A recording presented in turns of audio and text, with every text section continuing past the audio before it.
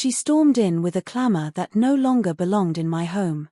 My ex-wife led the way, heels clicking, perfume sharp, smirk precise and practiced, trailed closely by her new boyfriend, holding his 5-year-old son on his hip like a trophy he had done nothing to earn. Behind them, my daughter froze, lips tight, eyes blazing with a fire I couldn't yet name. My ex tossed a stack of papers onto my table. "Sign these divorce papers and leave," she said, cold and rehearsed, like she had practiced it in the car. Her boyfriend grinned. His son studied me like I was an intruder. My daughter stayed rooted. Something stirred inside me. Not anger, something quieter, heavier, measured, like the air itself had compressed. This wasn't surprise. This wasn't confusion. This was certainty. My ex-wife believed today was her victory. Her new life would stroll in and push me out of mine. I looked at my daughter again. Her jaw tightened. Her hand slipped into her backpack. "Dad," she whispered, "don't sign anything." My ex barked, "Stay out of this." But my daughter stepped forward, calm yet trembling, like someone carrying a truth that could shatter the world. She pulled out a single sheet of paper. "Mom," she said, voice steady, controlled, "you really don't know, do you?" My ex-wife reached for it, and the instant her eyes landed on the page, color drained from her face. It didn't start with the papers. It began months ago with half-truths and shallow affection. Late-night meetings, unexplained business trips, a phone flipped face down, a laugh sharpened, nervous when she thought I wasn't watching. I noticed everything, the small absences, the mislaid smiles. Betrayal isn't survived through naivety. It's survived by seeing. Then came the disappearances. Days my daughter would ask, "Where's Mom?" and I'd offer gentle lies. I asked quiet questions. She responded with irritation, deflection, silence.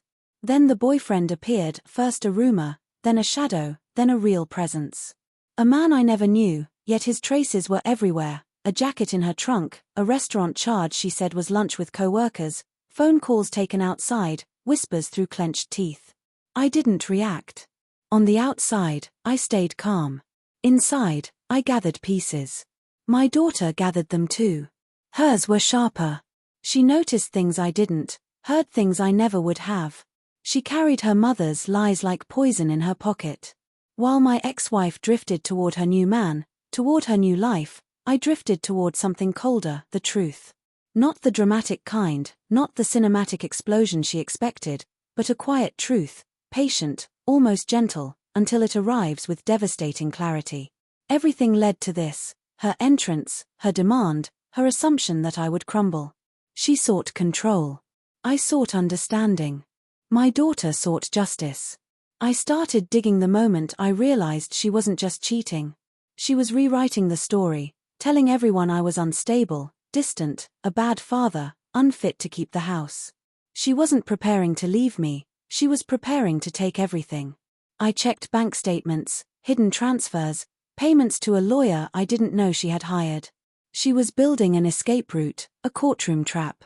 But she missed one thing: our daughter wasn't a pawn. She wasn't a bystander. She watched quietly, seeing her mother unravel. I never needed to ask her to take sides. Kids see truth long before adults admit it. The turning point came when my daughter discovered a message, a document her mother printed but forgot to shred. Not a love note. Not a threat. A legal form confirming something my ex-wife had concealed from everyone, even her new boyfriend. I didn't rush. I watched. I let the truth simmer. I let my ex-wife grow arrogant, careless, certain she had already won. I kept my distance. I said nothing. I watched. My daughter kept the paper hidden like a weapon, silent, precise, waiting for today. My ex-wife stared at the sheet like it was a phantom. Lips parted, breath faltering. Her boyfriend stepped forward, confused. "What's that?" he asked. She didn't answer. Her eyes were fixed on one line, one sentence. "No, no, this can't be," she whispered. I didn't move. Slowly, my daughter turned the paper so he could see. A paternity test. Not for me. For him. His 5-year-old son wasn't his.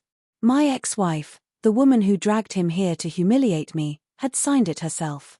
He stared at her as if she had stabbed him. You said, he stammered. She shook her head violently.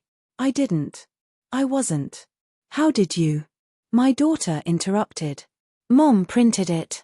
I found it. I'm done with the lies. Everything collapsed. Her control. Her arrogance. Her act. Gone. I didn't gloat. I didn't smirk. I didn't console them. I simply picked up the divorce papers she had thrown on my table and handed them back. Wrong house, I said quietly. Wrong man. Her hands shook so violently the papers slipped. Her boyfriend was gasping like someone drowning. His son clung to him, confused. My daughter stood between us, calm, resolved. My ex-wife tried to reclaim authority, but her eyes held only realization, raw, cold, inescapable. She didn't lose because I fought. She lost because she lied.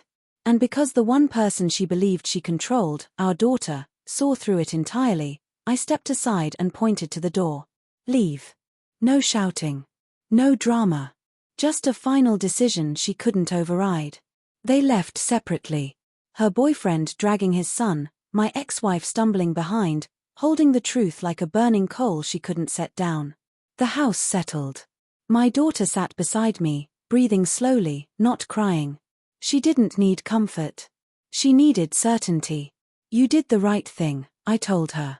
She nodded once. No theatrics. No breakdown. Just clarity, sharp and clean. My ex-wife had built her world on deception, manipulation, and the belief that truth could be avoided indefinitely. But truth doesn't vanish. It waits, silently, patiently, and today it arrived.